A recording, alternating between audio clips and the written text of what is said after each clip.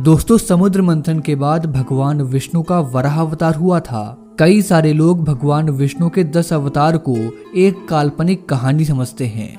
दरअसल वे ऐसा इसलिए समझते हैं क्योंकि अंग्रेजों ने हमारे धर्म ग्रंथों को नीचा दिखाने के लिए हमारे ग्रंथों में बहुत सारे छेड़छाड़ किए हैं। दोस्तों, मैं समझता हूँ कि हमारे धर्म ग्रंथों में दुनिया का सारा साइंस छुपा हुआ है और इसका मतलब ये नहीं है कि मैं साइंस को नहीं मानता, क्योंकि हर युग में साइंस और टेक्नोलॉजी हुआ करती थी। बस फर्क इतना था कि पहले टेक्नोलॉजी उस समय के जीवों के हिसाब से डेवलप की जाती थी। तो दोस्तों, आज की इस वीडियो में मैं प्रतीक आपको ये बताऊंगा कि सतयुग में भगवान विष्णु ने इतने सारे जीव होने के बावजूद भी सूअर का अवतार ही क्यों चुना था, और वो राक्षस हमारी पृथ्वी को अंतरिक्ष के किस डायमेंशन में छुपाता था, और क्यों आज हमारी पृथ्वी की टेक्टोनिक प्लेट्स की मूवमेंट्स को भगवान विष्णु के वराह अवतार से जोड़कर देखा जा रहा है।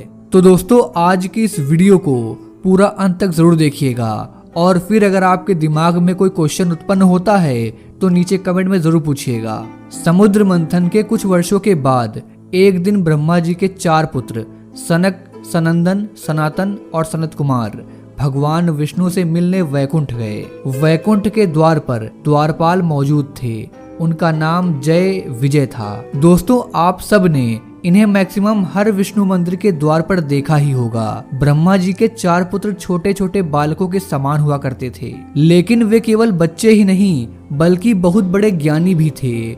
वे पूरे ब्रह्मांड में भ्रमण करते रहते थे।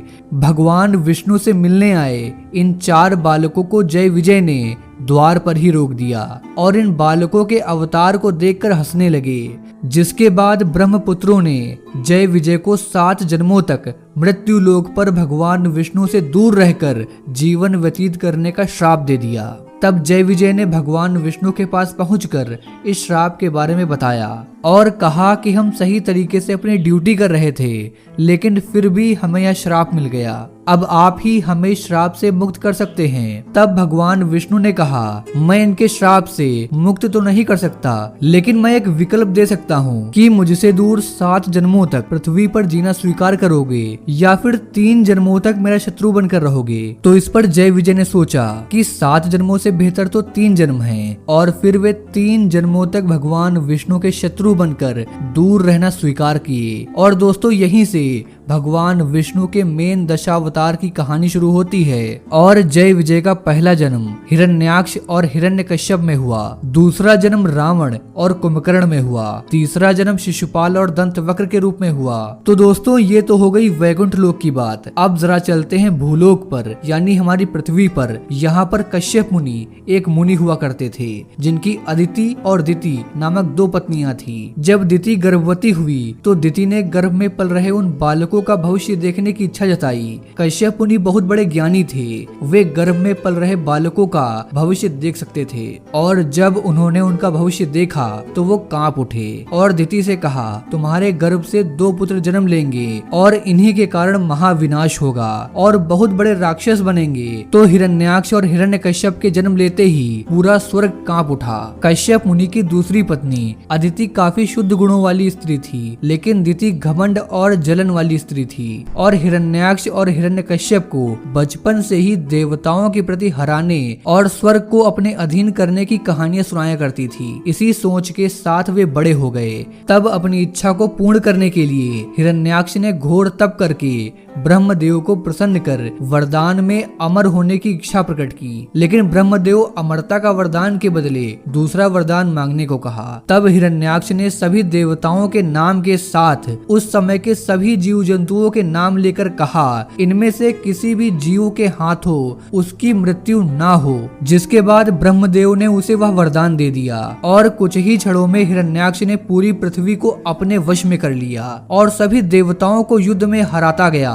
तभी एक दिन हिरण्याक्ष नारद मुनि से भेंट में खुद की प्रशंसा करने लगा और कहने लगा कि इस ब्रह्मांड में कोई भी उसे पराजित नहीं कर सकता। तो इस पर नारद मुनि ने उससे कहा कि बस एक श्री महाविष्णु हैं जिनसे तुम जीत नहीं पाओगे। तो अब हिरण्याक्ष भगवान विष्णु से युद्ध करके पूरे ब्रह्मांड को अपने अधीन कर लेना चाहता था। तो इसके लिए उसने एक तरकीब निकाली। वो तो वैकुंठ लोक जा नहीं सकता था, लेकिन भगवान विष्णु को स्वयं बुलाने के लिए उसने पृथ्वी को पाताल लोक के डायमेंशन में मौजूद गर्भोदय ओशन में छुपा दिया, जिसके बाद पूरे ब्रह्मांड का संतुलन बिगड़ने लगा। और दोस्तों, हाल ही में वैज्ञानिकों द्वारा अंतरिक्ष में एक ऐसे ही कॉस्मिक ओशन होने का दावा किया गया है। और तभी भगवान विष्णु ने पृथ्वी को बचाने के लिए एक नए स्पीसीज का निर्माण किया, जिसका शरीर हमारे पृथ्वी के मुताबिक 100 गुना बड़ा था। और यही नया स्पीसीज भगवान विष्णु का वराह अवतार कहलाया। तो दोस्तों, यहाँ पर यह प्रश्न आता है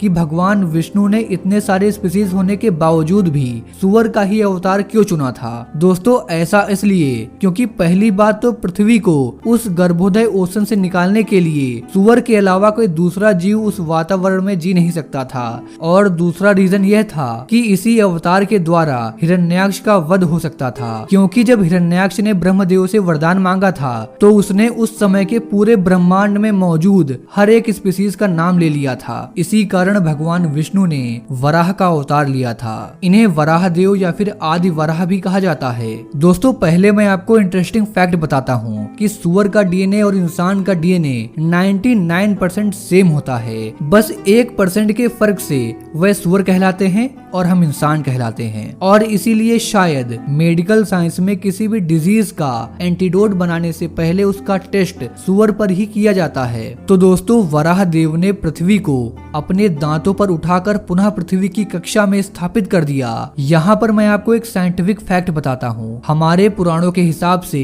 उस समय के नक्षत्र यानी स्टार साइंस के अनुसार वराह देव द्वारा पृथ्वी को अपनी कक्षा में स्थापित करने का समय और हमारी पृथ्वी पर टेक्टोनिक प्लेट्स के हलचल से 7 कॉन्टिनेंट्स का निर्माण होने का समय काफी हद तक दोनों समय एक ही गणना से मेल खाती हैं। और दोस्तों, यही वो समय था जब एनिमल्स में काफी ज्यादा एवोल्यूशन हुआ था। दोस्तों, उसके बाद हिरण्याक्ष और वराहदेव के बीच भीषण युद्ध हुआ। श्रीमद् भागवत के अनुसार ये युद्ध काफी लंबे समय तक चला, जिसे अगर सही से अनुवाद करें तो ये आपको किसी फाइट एक्शन सीन की याद दिला देगा। हिरण्याक्ष कोई साधारण दैत्य नहीं था और फिर अंत में वराहदेव ने हिरण्याक्ष का अंत कर दिया। तो दोस्तों, यह तो हो गई हिरण्याक्ष दैत्य के अंत की कहानी, लेकिन यह कहानी अभी पूरी खत्म नहीं हुई थी, क्योंकि हिरण्याक्ष का भाई हिरण्यकश्यप प्रतिशोध की अग्नि में जलते हुए बदले की भावना से घोर तप करना शुरू कर दिया। हिरण्यकश्यप की पूरी कहानी और भगवान विष्णु को नरसिंह अवतार क्यों लेना पड़ा, ये हम आपको अगली वीडियो में बताएंगे।